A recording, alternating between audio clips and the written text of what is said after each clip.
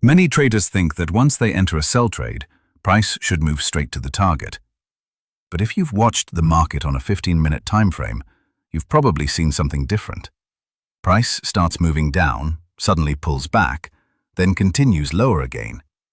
It almost feels random. But it's not random at all. The market is following a pattern that most beginners never notice. Once you understand this one concept, you'll stop getting confused every time price pauses before continuing its move. In today's video, we'll break it down step by step using real Forex charts in the simplest way possible. By the end, you'll know exactly what internal liquidity is, how to identify it, and why it matters before price reaches its next target. Let's start with the first thing we need to identify, the break of structure.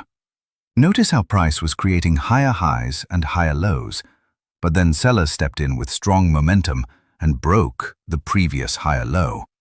This tells us that buyers are losing control and sellers are starting to take over. Now that we have a bearish direction, the next step is to find the area where sellers are most likely to become active again. That's exactly what we'll mark next. After the break of structure, the next step is to find the supply zone. This is the area where sellers showed strong selling pressure before the market moved down. That's why we expect price to react from this zone if it comes back again. Notice how this zone is created just before the strong bearish move. Instead of chasing the market after it has already fallen, we stay patient and mark this area. If price returns here, we'll watch how it behaves before thinking about an entry. I've also marked this area as sell-side liquidity. You don't need to understand it right now, because today's topic isn't external liquidity, it's internal liquidity. If I explain every concept in one video, it can become confusing, especially if you're just getting started. So for this video, simply think of sell-side liquidity as an important area that price may move toward later. We'll use it only as a reference while learning internal liquidity. If you want a complete beginner-friendly chart breakdown of buy-side liquidity and sell-side liquidity, just comment liquidity below. I'll make a separate video where I explain both concepts step by step using real chart examples. But for now, let's stay focused on internal liquidity, because that's the concept that will make the rest of this chart much easier to understand. Now, here's the question that confused me when I first started learning smart money concepts, and maybe you've wondered the same thing.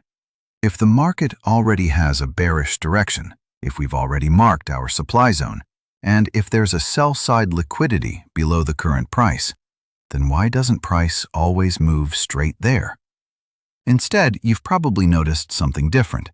Price starts moving down, suddenly pulls back, forms another small move, then continues lower again. Sometimes it even pauses more than once before reaching its destination. Many beginners think these pullbacks are random, or they believe the market is changing direction. But that's usually not what's happening. There is a reason why the market behaves like this, and once you understand that reason, the chart starts making much more sense. The missing piece is something called internal liquidity. Before we mark it on the chart, let's first understand exactly what it is and why the market keeps reacting to it. So, what exactly is internal liquidity? Let's understand it in the simplest way possible. When the market starts moving in one direction, it doesn't always travel in a straight line. As price moves, it creates small highs and small lows along the way. These are not random movements. They become areas where many traders place their stop losses or enter new trades. These small highs and small lows inside the current market move are what we call internal liquidity. Think of it like this. Imagine you're driving to another city. You know your final destination, but you don't always drive there without stopping. Sometimes you stop for fuel, food, or a short break before continuing your journey. The market behaves in a similar way. Before reaching its final destination, it may first react to these smaller areas that were created during the move. Those smaller areas our internal liquidity. This is why price doesn't always move directly to the final target. It may first move toward one internal liquidity level, react there, then continue to another internal liquidity level, and only after that continue toward its larger destination. One important thing to remember is that internal liquidity is always found inside the current price movement. That's why it's called internal. It's not a separate market structure. It's simply the smaller liquidity areas created within the ongoing move. Now that you understand what internal liquidity is, let's go back to the chart and learn how to identify it correctly. Now that we know what internal liquidity is, let's find it on the chart. This is the step where many beginners make mistakes because they simply mark every small high or every small low they see. But that's not how internal liquidity works. Look carefully at the bearish move after the market changes direction. As price continues moving lower, it creates this small swing high during the pullback. This swing high is inside the current bearish move, not outside it. That's why I'm marking this level as internal liquidity. Remember, internal liquidity isn't something you draw anywhere on the chart. It must be created by the market itself. Price moves, forms a small pullback, creates a swing high, and then continues moving lower. That swing high becomes internal liquidity because it sits inside the overall bearish move. And if you want more chart breakdowns on internal liquidity, or if you'd like a complete beginner-friendly explanation of internal liquidity in a bullish market, just comment "bullish internal liquidity" below. I'll make a dedicated video covering that concept step by step. In this first example, the market creates only one internal liquidity level before continuing lower. That's why we're marking only this one area. Don't force extra internal liquidity levels if they don't exist. Always let the chart show you what is actually there. Now that we've identified it correctly, let's understand how this internal liquidity is different from external liquidity, because many beginners confuse these two concepts.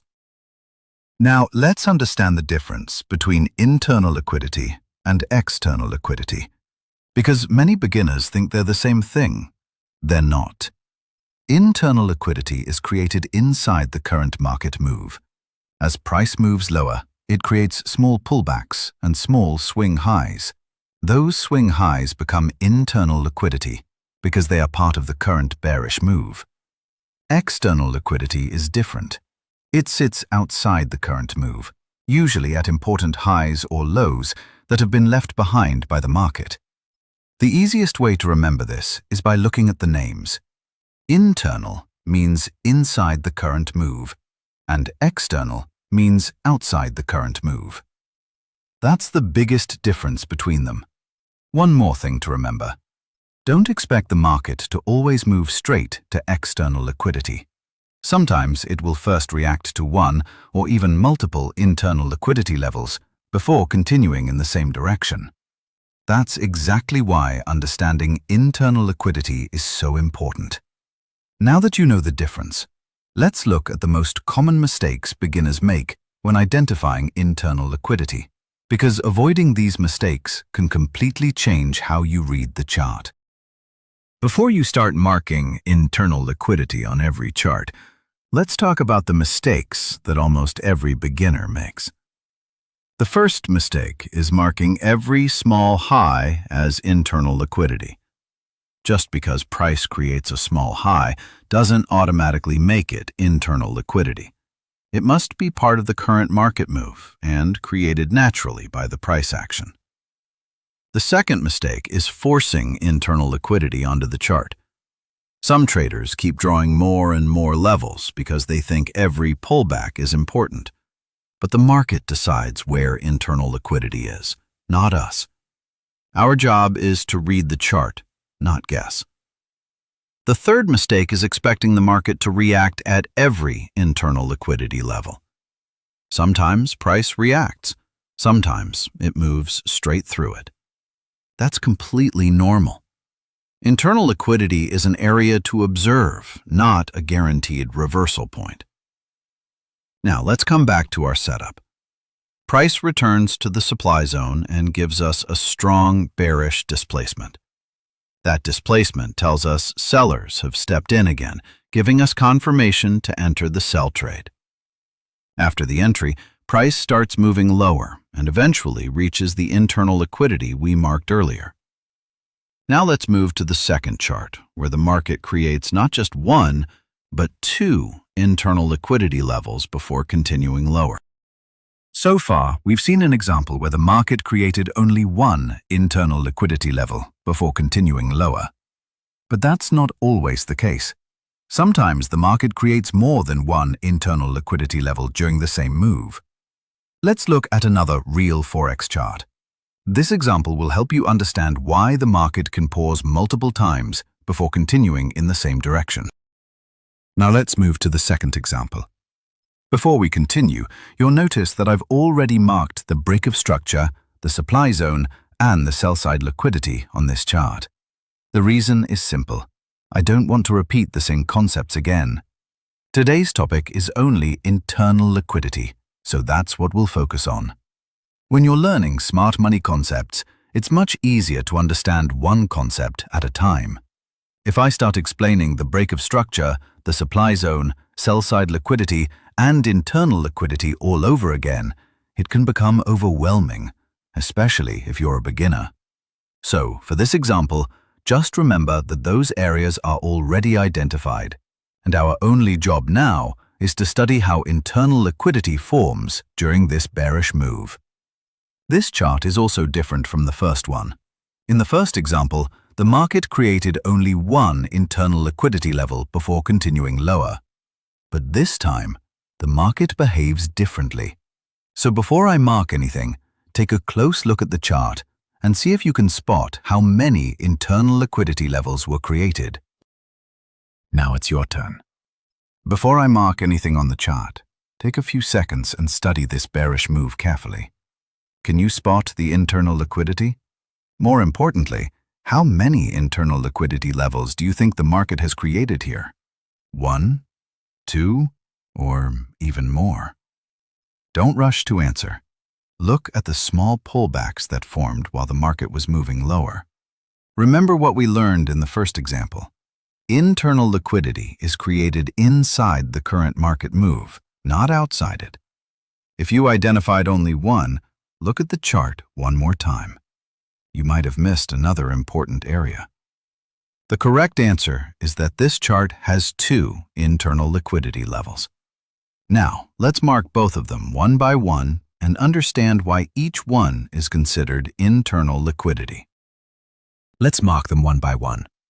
The first, internal liquidity, is this small swing high created during the pullback. Notice that it forms inside the current bearish move, not outside it. That's why we mark it as internal liquidity. After that, price continues moving lower, but instead of going directly to the sell-side liquidity, the market creates another pullback. This second pullback forms another small swing high. Since it is also inside the same bearish move, this becomes our second internal liquidity level. So, in this example, the market doesn't create just one internal liquidity, it creates two. This shows us that the number of internal liquidity levels is decided by the market, not by us. Sometimes you'll see one, sometimes two, and sometimes even more. That's completely normal. The important thing is not to guess how many internal liquidity levels should be there. Simply let the market create them naturally, then identify each one based on the price action. Now look at what happens next. After interacting with these internal liquidity levels, the market continues moving lower toward the sell-side liquidity, exactly as the bearish direction suggested from the beginning.